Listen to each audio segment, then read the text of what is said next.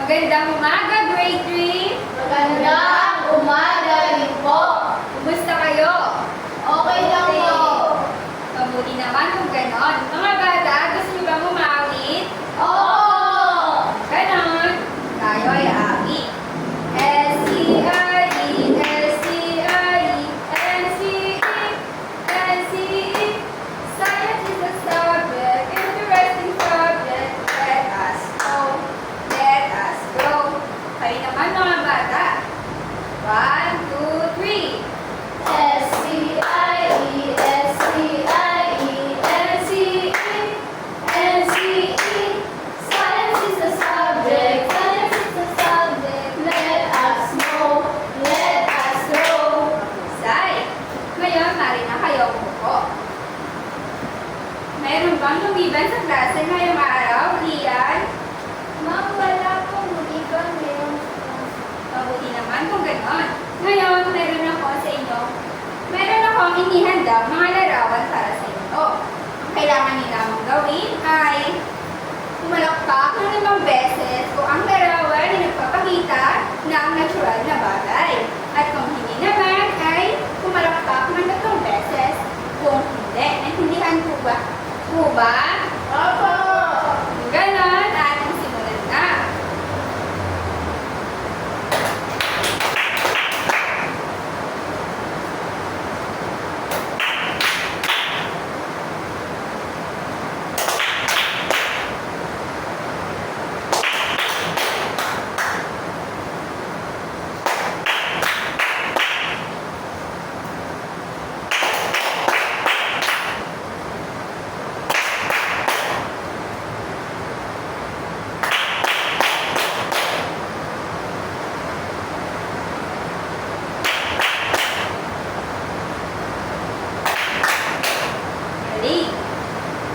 Ngayon naman mga bata, ating balikan ang ating aralin ng nakarang araw sa pamamagitan ng maikling gawain.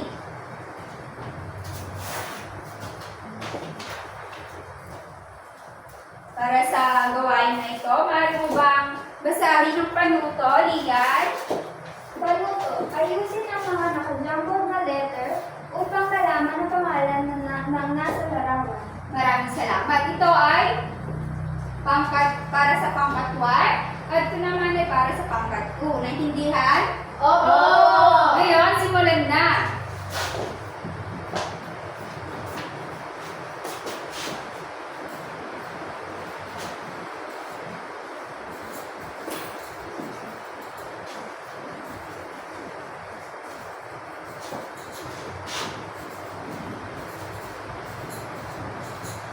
Tapos na po.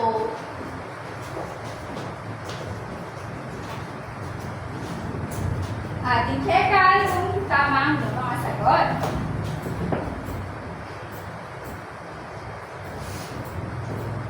Magaling mga bata, tanda nyo pa nga ang ating aralin ng nakarang araw.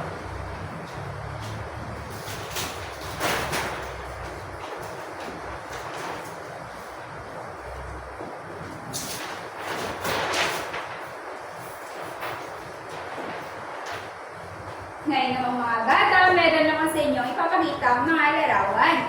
Ang kailangan nyo lamang gawin ay tignan at tukuyin kung ano ang larawan na ito. Naintindihan? Opo! Ano ang tawag sa larawan na ito? Sunflower bird! Tama. Ano naman ang tawag sa larawan na ito? Dahon po! Magaling. Ang mga larawan na ito ay nagpapakita o makikita natin sa lupa. Ngayon naman, sa bago nating aralin, ating alamin kung ano ang makikita natin sa kalangitan. Handa na ba kayo? Opo! Magaling. Ngayon, ang ating aralin ngayong araw ay tungkol sa natural na bagay sa kalangitan. Maaari mo bang ulitin ang pamagat ng ating aralin ngayong araw, Jana? Ang ating aralin ngayong araw ay tungkol sa natural na bagay sa kalangitan. Maraming salamat. Ngayon, sabay-sabay nga basahin. Natural na bagay sa kalangitan. Maraming salamat. Ngayon, meron akong inihandang mga tanong sa inyo na sasagutin nyo mamaya.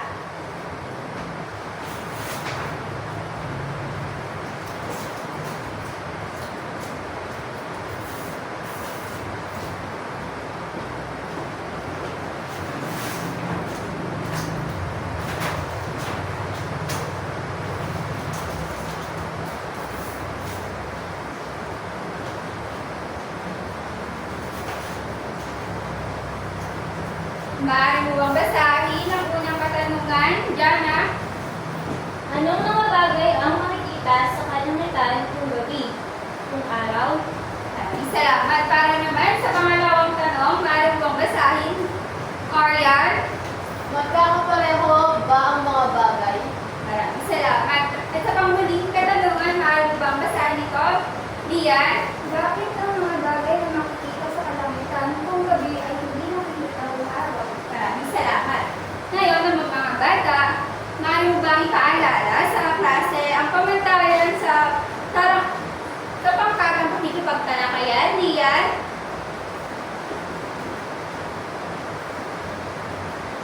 Mga kamantayan sa pangkatang pakikipagtalakayan. Una, umupo ng maayos. Pangalawa, iwasang makipag-usap sa katabi at hanggang huli sumali sa talakayan. Maraming salamat. Ngayon, nagdumako na tayo sa ating aralin.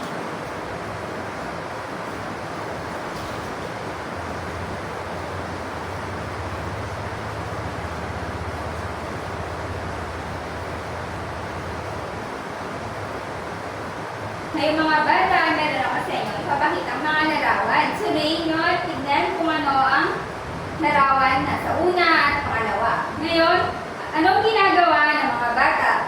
Ito nga dyan na Ma'am, sa unang larawan po, ang mga bata ay naglalaro ng buksong pinik. At sa pangalawang larawan naman po ay nagtatago-tago. tama. Anong larawan na nagpapakita ng araw? Lian? Ma'am, ang nagpapakita po ng araw ay ang unang larawan. Husay. Ano naman ang nagpapakita ng gabi? Jana? Ma'am, ang pangalawang larawan po ang nagpapakita ng gabi. Magaling. Anong larawan? Ano-ano ang makikita natin sa larawan sa una? Ito nga, Jana. Ma'am, sa unang larawan po ay mayroong araw, baghari, puno at mga bata. Magaling. Ikaw naman, Aryan, ano nakikita mo sa larawan na ito na makikita natin sa kalangitan? Sa unang larawan po, makikita na may naglalaro sa ng bata. May rainbow, may ulap, may araw. Magaling. Para naman sa pangalawang larawan, ano ang makikita natin sa kalangitan? Ikaw nga, Lian. Ma'am, sa pangalawa pong larawan, nagpapakita ng mga bituin at buwan. Tama.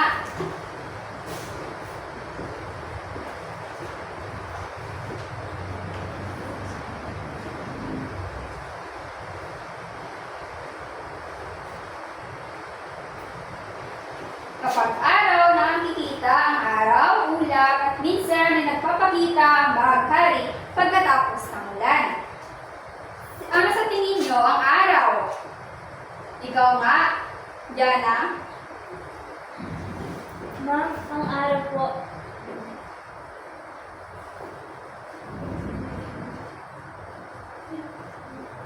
Ma'am, sa tingin ko po ang araw, ito po ang nagbibigay ng liwanag o init. Tama. Ikaw nga, Lian, ano ang sa tingin mo ang araw?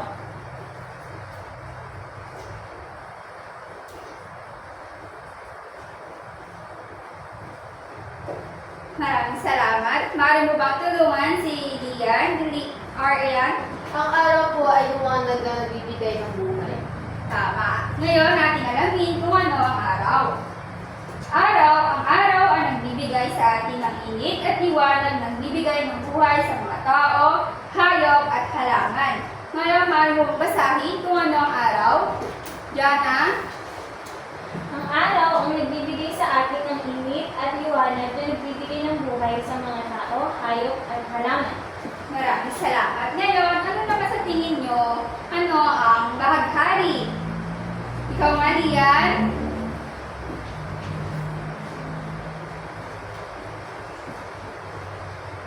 Ma'am, ang bahaghari po ay nakikita minsan pagkatapos ng ulan at ito ay paarko na may 7 kulay. Tama. Ngayon, natin alamin kung ano ang bahaghari. Ang baghari ay nakikita minsan pagkatapos ng ulan at ito ay paarko na may 7 kulay. Ano nga muli ang baghari, Aryan? Ang baghari ay nakikita minsan pagkatapos ng ulan at ito ay paarko na may 7 kulay. Ilan na nga muli ang kulay na makikita natin sa baghari, Rian? 7 po. Tama. Ngayon, ating alamin naman kung ano ang ulap. Sino makakapagsabi kung ano ang ulap? Ikaw nga, Aryan? Sa tingin ko po, ang ulap ay parang bulak. Tama. Sino pa makakapagsabi kung ano ang ulap? Ikaw nga, Jana? Ma'am, ang ulap po ay kulay puti at itsurang bulak. Mahusay. Ngayon, ating alamin kung ano ang ulap. Ang ulap ay kulay puti at itsurang bulak. Ano na nga muli ang ulap? Ang Ang ulap ay kulay puti at itsurang bulak. Magaling. Ano na nga muli ang ating makikita kapag araw? Magbigay ka nga ng isa, Aryan. Mabaghari po. Tama. Ano pa? Jana? Ma'am, ulap po. Tama. Ano pa ang isa na makikita natin sa kalangitan? Lian? Ma'am, araw po. Magaling. Ngayon naman, dumako na tayo sa bagay na makikita natin sa kalangitan. Gabi. Kapag gabi, ang ating makikita sa kalangitan ay ang buwan at bituin. Ano kaya sa tingin nyo ang buwan? Ikaw nga, Jana? Ma'am, sa tingin ko po, ang buwan ay siya namang nagbibigay ng liwanag sa gabi. Tama. Ano naman ang bituin? Ikaw nga, Aryan? Ma'am, ang between po ay kulay pula na nagsisimbolo na sila ay may pinakamababang temperatura kumpara sa iba. Mahusay. Ngayon, ating alamin kung ano ang buwan at bituin. Bituin. Ang nagpapaganda sa kalangitan kapag gabi na mistulang diamante na kumikislap. Ano nga muli ang bituin? Jana? Between, ang nagpapaganda sa kalangitan kapag gabi ng mistulang diamante na kumikisap. Maraming salamat. Sa pangalawang pangungusap naman, ano ang bituin? Aryan? Ang ibang between ay kulay pula na nagsisimbolo na sila ang may pinakamababang temperatura kumpara sa iba. Maraming salamat. At sa pangatlo naman, maaari mo bang basahin kung ano ang bituin, Lian? Ang pangatlo, ang mga kulay dalandan at dilaw ay tinuturing na mga bituing may mainit na temperatura. Ano ang kulay na itinuturing ng mga bituing may mainit na temperatura? Jana? Ma'am, kulay dalandan at dilaw po. Tama. Sa pang-apat naman, maaari mo bang basahin ito? Aryan?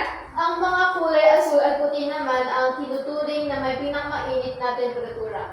Mahusay. Ano na nga muli ang asul at puti na bituin? Jana? Ma'am, ito po ay itinuturing na pinakamainit na temperatura. Magaling. Ngayon, ating alamin kung ano ang buwan. Maaari mo bang basahin kung ano ang buwan? Lian? Ang buwan ang nagbibigay liwanag sa gabi at pinakamalaking bagay sa kalangitan. Maraming salamat. Ano naman muli ang buwan? Ikaw nga, Aryan? Ang buwan ang nagbibigay liwanag sa gabi at pinakamalaking bagay sa kalangitan. Tama, ang buwan ang nagbibigay liwanag sa gabi at pinakamalaking bagay sa kalangitan. Ngayon naman, mga bata, ay meron akong inihandang aktibidad para sa inyo. Handa na ba kayo? Opo! Magaling na.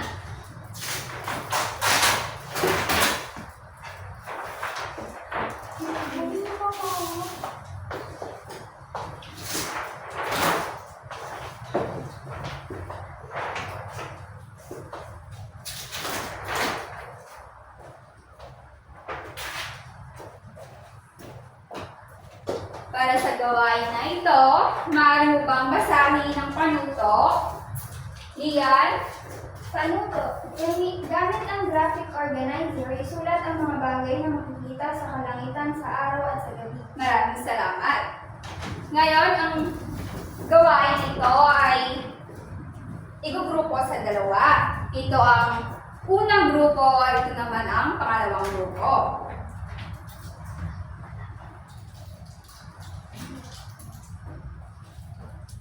Pagkatapos ng masagutan ay sasagutin natin ang mga katanungan na ating binasa kanina. Naintindihan po ba? Opo! Magaling ngayon at simulan niyo na ang pagsagot.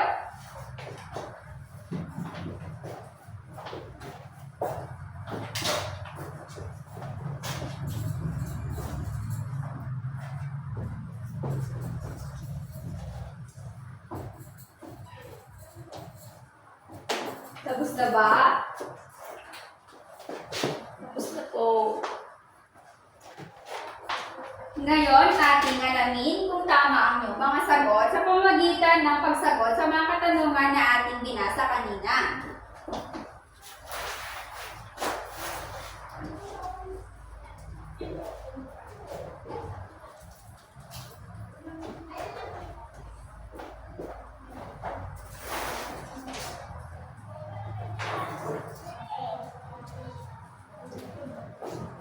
Para sa unang katanungan, maaari mo bang basahin at sagutin base sa inyong mga sagot sa araw at gabi?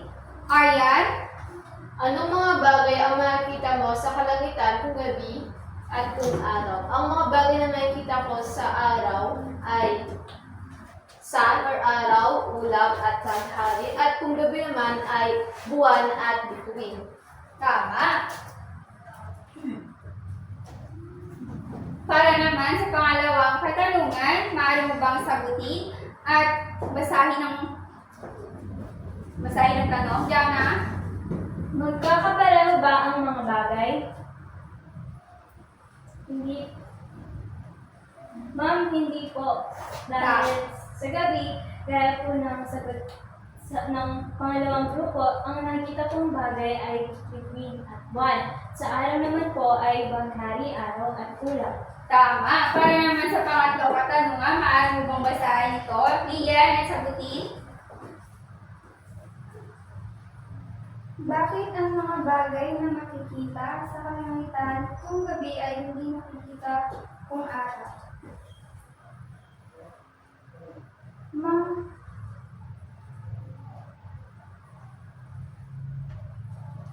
ang mga bagay na makikita po sa kalangitan kung gabi ay hindi nakikita kung araw dahil sa sobrang liwanag ng araw. Yan, tama. Ano na nga muli ang ating makikita sa araw? Araw, ulap, baghari. Tama. Para naman sa gabi, ang ating makikita sa kalangitan ay ang Bituin at buwan. magaling. Bigyan nga ng bawat isa ng 5 palakpak. Maraming salamat.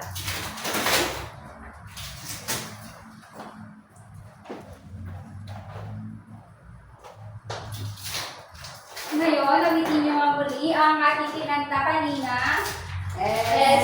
S-C-I-E, S-C-I-E, N-C-E, N-C-E. Science is a subject, interesting subject. Let us know, let us grow. So pa! S-C-I-E, S-C-I-E, N-C-E, N-C-E. Science is a subject, interesting subject. Let us know, let us grow. Magaling ngayon, meron ako sa inyong mga katanungan. Bakit kaya mahalaga ang makikita natin sa kalangitan tulad ng araw, ulap, at baghari? Ikaw nga, Jana?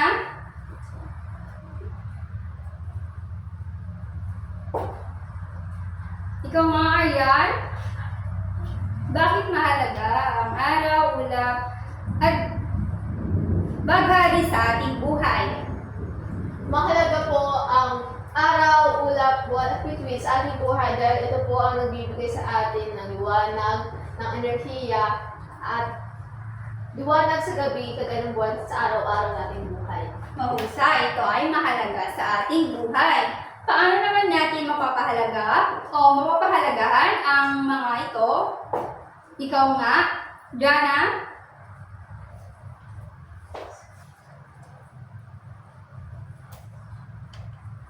Aryan?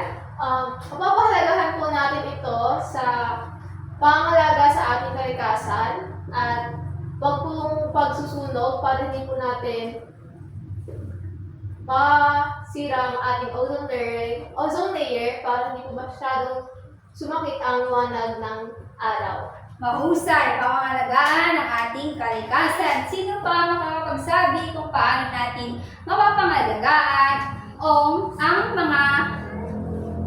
mga natural na bagay na makikita natin sa kalangitan? Jana?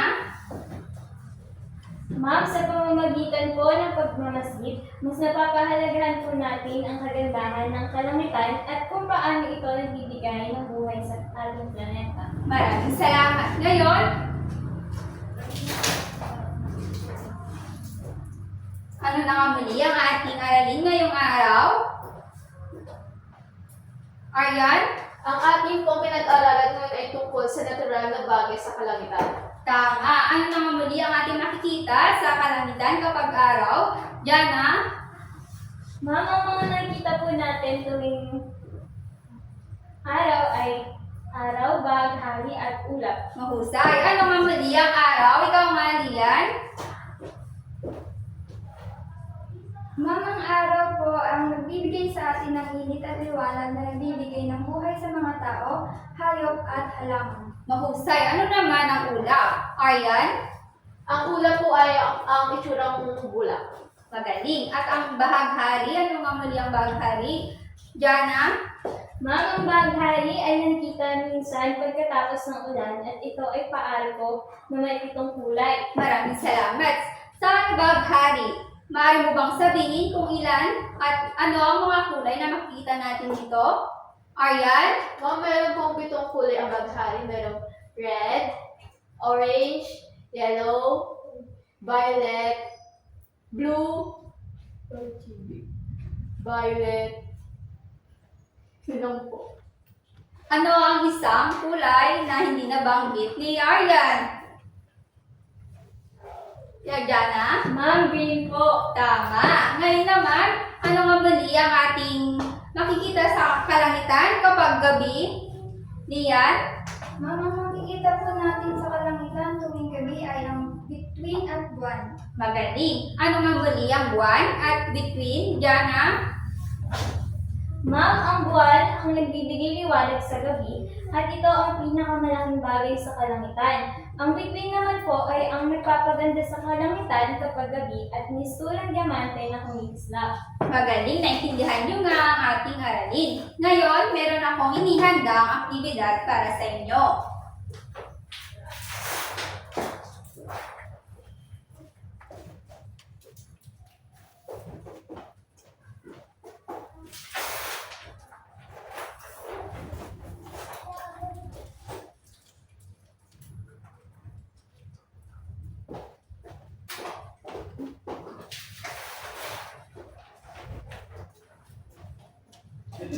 Para sa gawain na ito, maaari mo bang basahin ng panuto, Aryan? Panuto, lagyan ng check ang larawan ng mga bagay na natural na makikita sa kalangitan. Maraming salamat. Ito ay para sa pangkat 1 at para sa pangkat 2.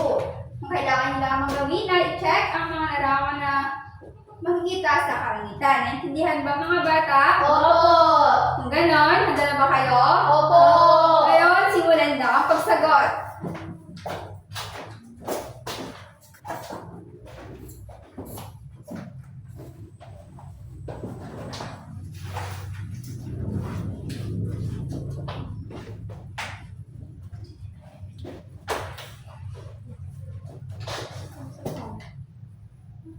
Tignan natin kung tama ang iyong mga sagot. Para sa unang pangkat, tama ba ang sagot na chinekan nila ang sagot na between? Opo! Magaling. Para sa pangatlo, tama ba na chinekan nila ang bahaghari? Opo! Magaling. Para naman sa pang-apat na larawan na nagpapakita ng ulap, tama ba na chinekan? Opo! Magaling. Para naman sa pang-5, tama ba? Opo! At sa pang-6, tama ba ang sagot? Opo! Magaling. Tama ang mga sagot ng unang pangkat. Para naman sa pangalawang pangkat, ating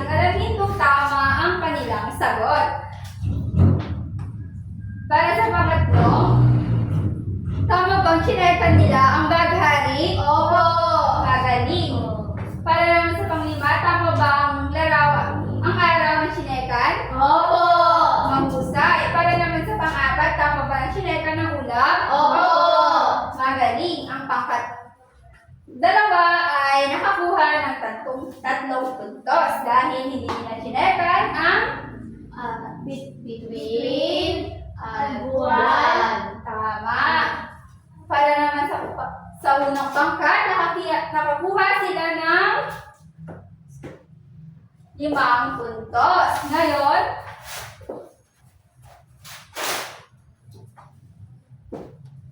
bigyan nga ng sarili at gawin nyo nga ang galing club. Alam nyo ba yon? Hindi po. Ganito yung mga bata. 1, 2, 3, 1, 2, 3. Ang galing! Kayo naman!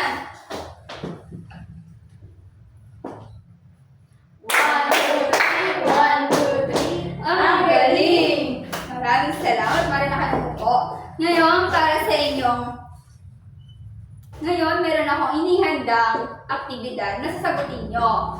Bibigyan ko lamang kayo ng 5 minuto upang sagutin. Maliwanag po ba? Opo. Magaling. Ngayon,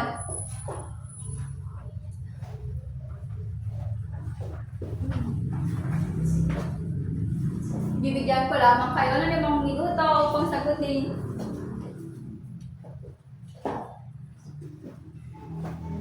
Tapos na ba mga bata? Opo. Hindi pa po. May 3 minuto pa kayo. Tapos na po ba?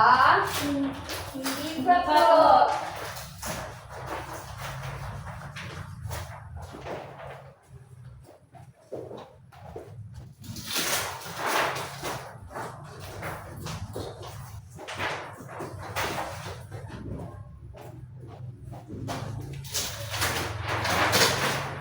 Tapos na ba mga bata? Opo. Mabuti naman kung gano'n. Mahusay! Maraming salamat! Ngayon, para sa inyong takdang aralin, ilabas ang inyong aralin notebook at kopyahin ang inyong takdang aralin. Para sa inyong takdang aralin, maaari mo bang basahin ito? Aryan? Takdang aralin. Pumili ng isang natural na bagay na makikita sa kalangitan at magsulat ng 2 hanggang 3 pangungusap na nagpapakita ng pagpapahalaga. Maraming salamat. Ito ay susulat ko sa inyong kwaderno o assignment notebook.